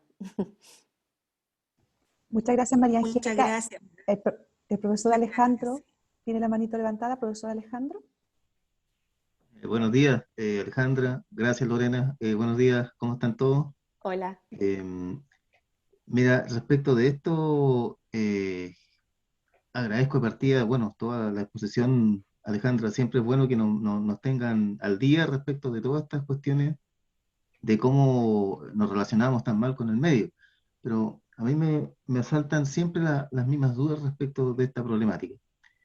La primera, si existen canales de información o canales de comunicación, cuando menos, acá en Chile, en el mundo, no sé si hay experiencias un poco más felices de la comunicación que debe haber entre las distintas instituciones y las distintas, eh, digamos, los distintos organismos ministeriales, pues, para que haya información cuando se va a aceptar un proyecto, cuando se va a evaluar un proyecto, por ejemplo, el impacto ambiental de un proyecto, porque pareciera que no existe. Entonces, mi pregunta es, eh, ¿de qué forma se trabaja acá en Chile respecto a eso? Respecto a la comunicación que puede haber, respecto de la fuente de información, de los reparos que el ministerio pasa por el Ministerio de Medio Ambiente, de alguna manera, los megaproyectos que acá vemos que en muchas ocasiones no están respetando, digamos, o considerando cuestiones de impacto grave. Sí, ¿Cómo podríamos gracias. comentar sobre eso? Sí, Alejandro, mira, lo primero es que, bueno, yo dije al principio que todas estas presentaciones yo también aprendía, ¿no? A ver, dos cosas. Una, no quiero aparecer con esta presentación como que está todo malo, ¿ah? Pero efectivamente hay una sumatoria de elementos para responder a tu pregunta, que juegan en contra.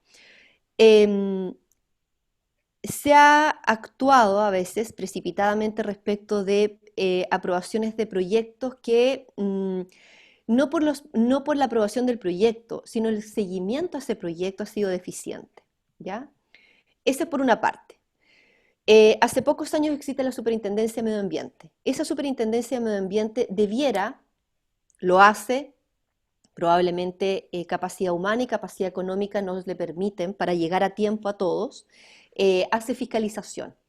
Al momento en que esa fiscalización se hace y resulta bien hecha, uno tiene la posibilidad y el Estado y uno como ciudadano puede tener certeza de que se van a revertir efectos o que se van a limitar efectos nocivos.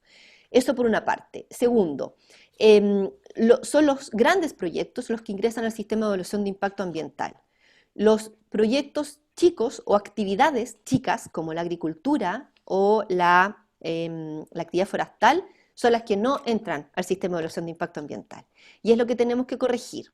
Y tenemos que corregir, mira, yo muchas veces soy cauta respecto del garrote, a la zanahoria y el garrote. ¿Ah?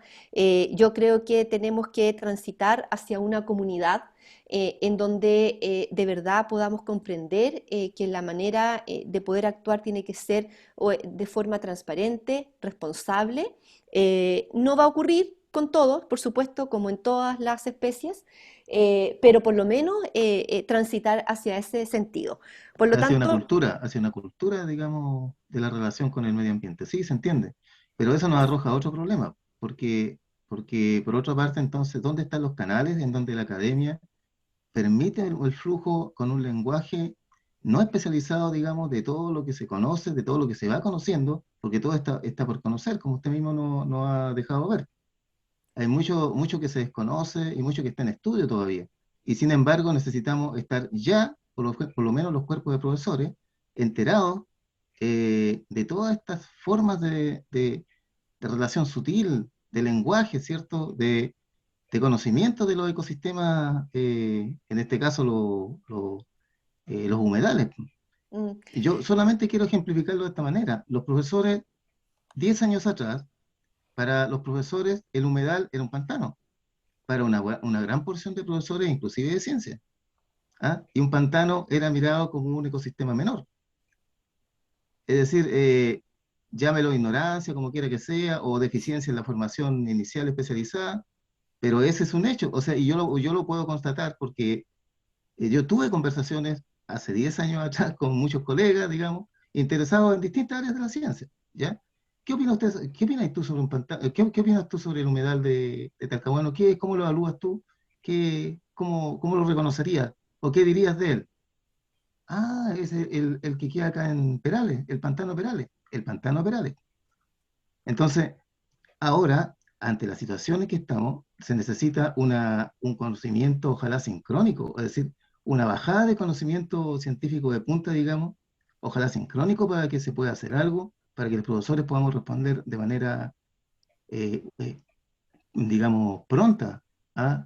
Con la información, con el flujo de información. Entonces, en ese sentido, la academia, no sé si está, lo que yo conozco cuando menos, es que no hay instancias eficaces, digamos, aparte de estas oportunidades de tan buena voluntad, digamos, de muchos académicos, de poder hacer charlas, cierta difusión y todo lo demás.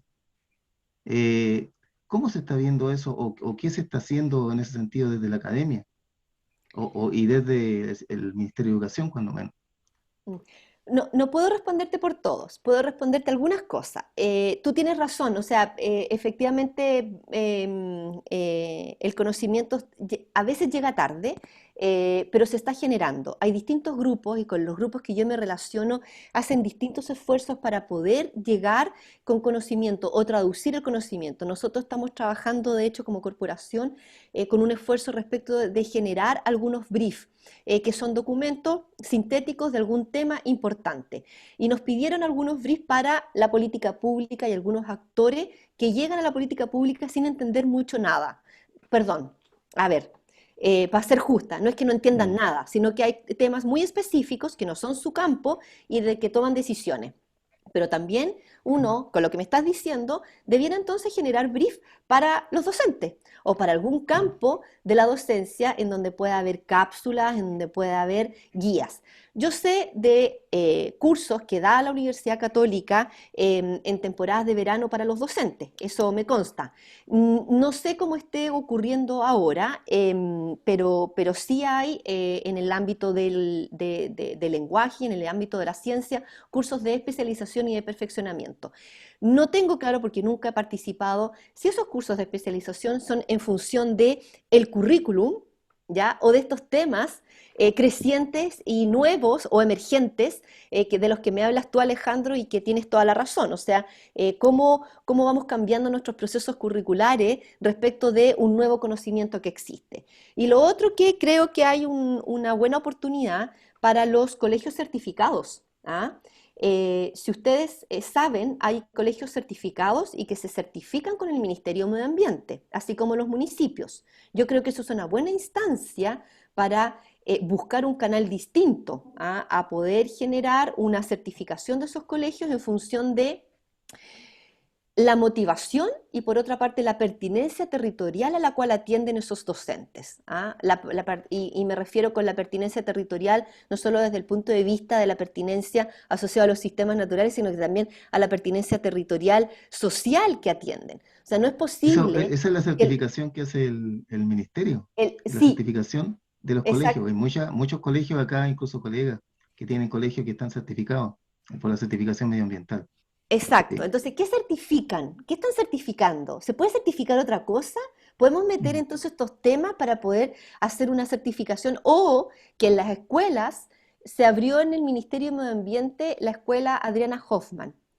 Es una escuela gratuita de distintos temas. Puede que para usted sea muy básica porque está pensada para el público común, pero así como se abre una escuela para el público común, eventualmente se podría abrir una escuela particular respecto de una temática que a un grupo docente le interese. ¿Ya? Yo creo que esos canales están abiertos siempre, o sea, entre los ministerios, y en mi experiencia siempre hay buena voluntad para abrir espacios y canales de trabajo. Y el otro es el Ministerio de Ciencia. El Ministerio de Ciencia Ya. tiene una página web con un montón de información que está abierta al público y en particular a propósito de muchas de las cuestiones que yo conversé con ustedes. A ver, no, en esta presentación no lo hice, no, pensé que se me cruzan las presentaciones, perdón, que hay un montón de documentos que son documentos sintéticos, que le llaman evidencia científica, información con evidencia científica, ¿ya? Y son publicaciones en donde se reúnen un montón de científicos y que ponen a disposición respecto a lo que está pasando en el contexto de biodiversidad, cambio climático, cambio de uso del suelo. No, hay datos que les comenté que son de allí, para Chile, ¿ya? Entonces, son elementos que que son posibles de mirar y de leer y de buscar. Ahora, en términos de la formalidad y poder perfeccionar, creo que esos son eventualmente canales posibles que ustedes pudiesen atender. Y bueno, nosotros que cumplimos un rol también a nivel de sociedad, también podríamos empujar algunas iniciativas para poder tener financiamiento y poder crear y recrear estas oportunidades. ¿Ah? Así que me llevo una tarea ahí, ¿ah? Para pensarla, a ver cómo es Nosotros la posible tenemos hacerla y también. proponérsela. ¿Ah? Así Muchas que Eh, gracias. el no sé si profesor, respondo a tu pregunta. Sí, sí. ¿Ah? O sea, Ministerio del Medio Ambiente y Ministerio de Ciencia tienen portales en donde se pueden encontrar iniciativas y de Sí, acuerdo. y canales que Muchísimas yo creo gracias. que a los que pueden atender. Ujú. Bien. muchas gracias Alejandro. Vamos a dar espacio para un par de preguntas más en función de la hora. El profesor Luis Fica tiene su manito levantada. Profesor Luis.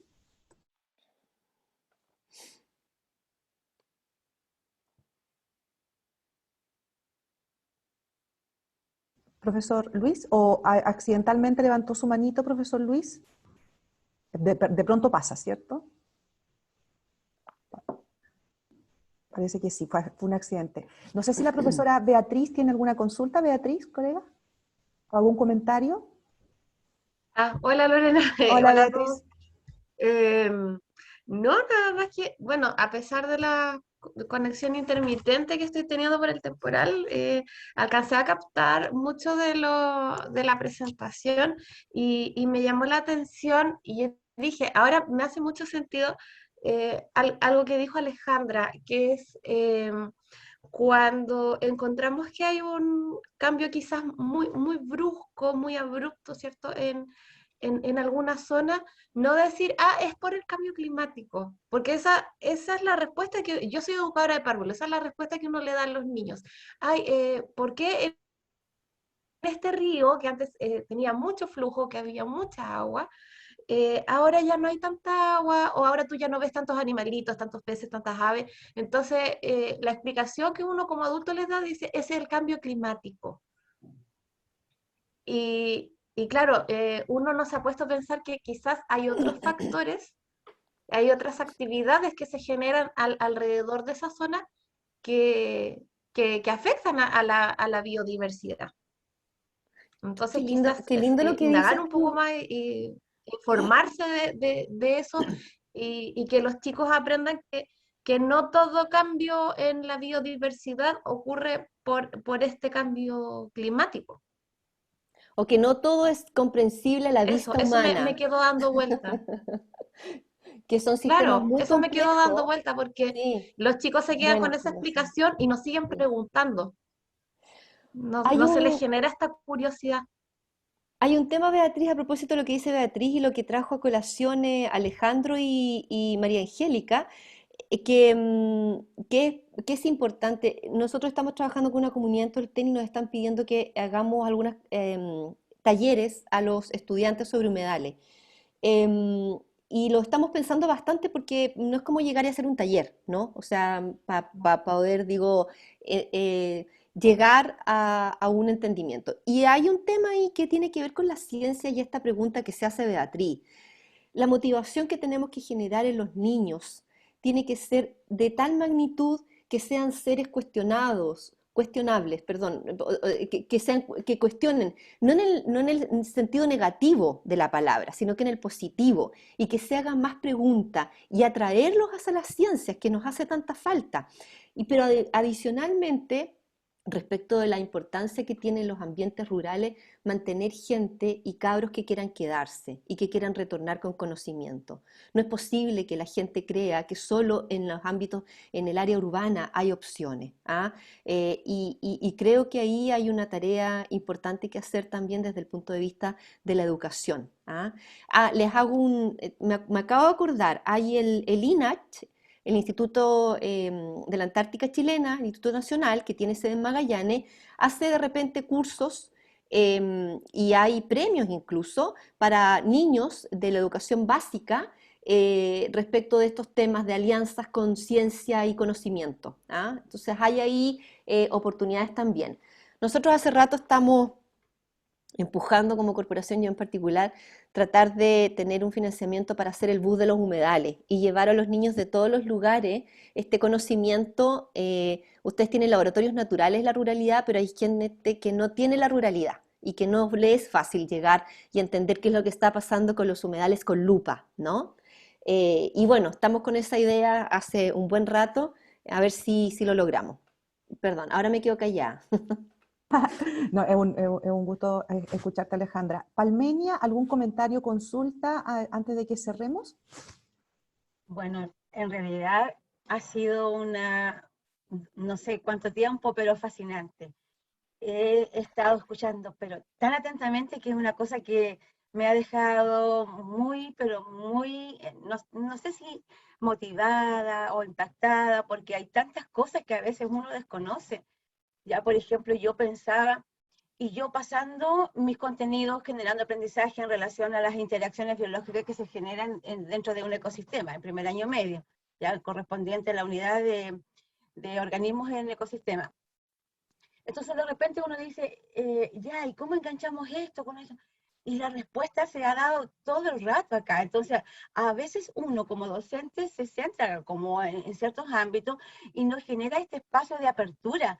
Y la profesora hoy nos ha dado, Alejandra, por favor. ya, Alejandra hoy nos ha dado una apertura tan grande. Yo de repente la escucho y digo, así como que se me hace un clic, pero claro, sí, esto. Ya, entonces, a mí me ha resultado hoy esto, pero terriblemente motivante, una cosa que como que se me han abierto puertas. Así que yo agradezco muchísimo la presentación y como decía la colega Sonia, creo que era, pasaría horas escuchando lo que usted está exponiendo y ojalá la capacidad de retención nos dé como para captar todo lo que usted está mencionando. Yo hice pura imprimí pantalla de todo lo que usted iba hablando y decía, oh, ¿cómo pudiese yo recordar todo lo que dijo de cada una? Pero ha sido una excelente presentación, profesora, perdón, Alejandra, Gracias, y Parmenia. muy motivante. Yo creo que todas nosotras, las que hemos estado presentes, nos hemos sentido muy a gusto y sobre todo muy motivadas. ¿Ya? Hay harto todavía que aprender, hay harto que hacer, y yo estoy pensando, ¿y esto por qué no lo hice? ¿O por qué podría ser el próximo año? Yo trabajo en un liceo que recién están volviendo a la presencialidad, entonces eso también da como ideas para poder ir generando proyectos o hacer algo a final de año. Decía yo trabajo en Tomé, en donde hay un humedal ahí en Coliumo, ya cerquita, como a 20 minutos. Entonces, ¿y por qué no le hemos sacado provecho a eso? Entonces, hay estas cosas todavía por hacer. Por eso he dicho que para mí ha resultado, pero muy motivante, muy beneficioso. Creo que ha sido una exposición muy, pero muy buenísima. Muchísimas gracias, profesora. Alejandra, dale.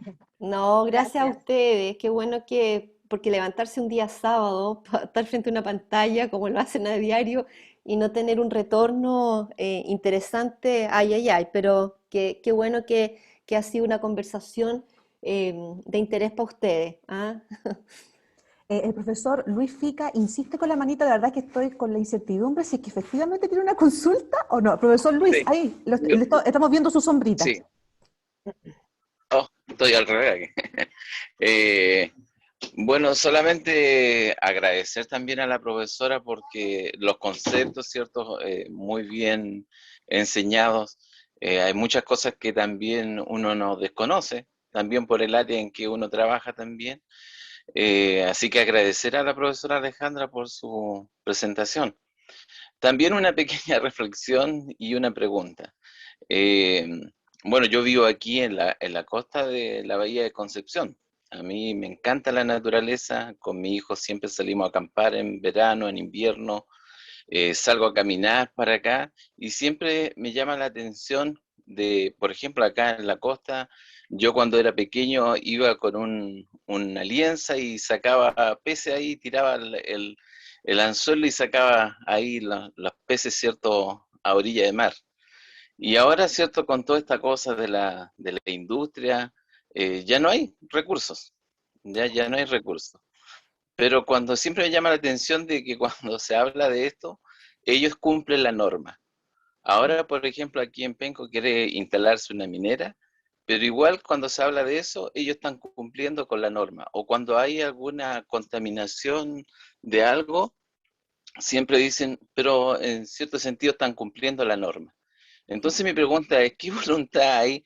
¿No será una cosa de norma, qué voluntad hay de cambiar esas políticas públicas para que de repente las empresas, por ejemplo, están al límite de la norma, pero igual contaminan?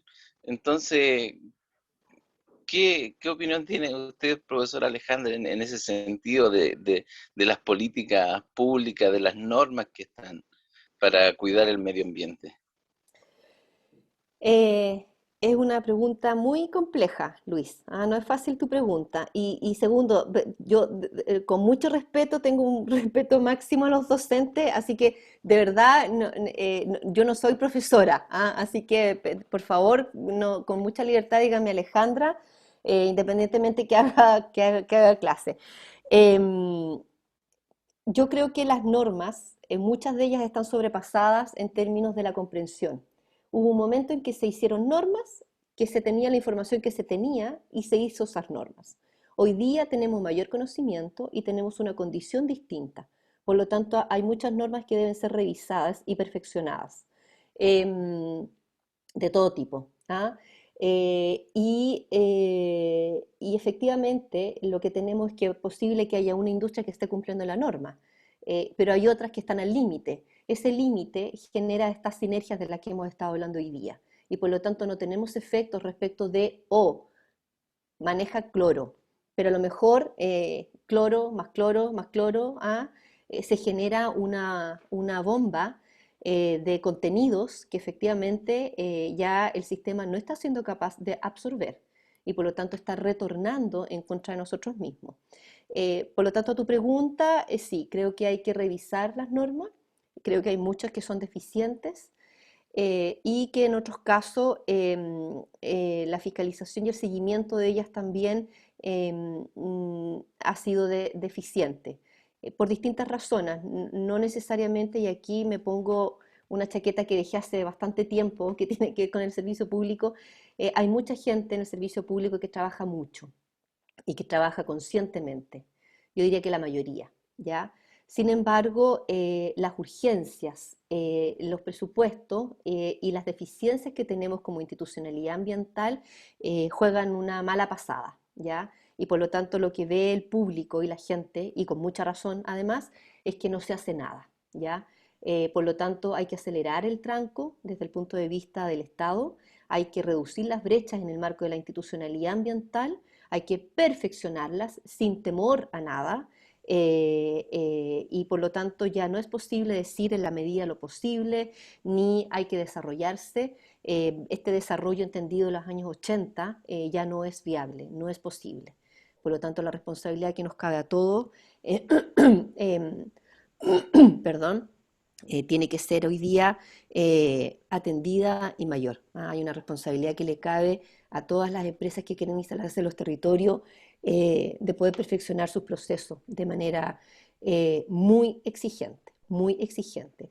No lo mostré y si me permiten, antes que se vayan, para poder compartir con ustedes una laminita y que yo tengo la esperanza, la expectativa que pueda a través del proceso de la Constitución, pueda abrirse ahí una ventana respecto de perfeccionar, no entendiendo ni suponiendo que la Constitución lo va a resolver todo, sí entendiendo, no sé si ven la pantalla, no la voy a exponer toda.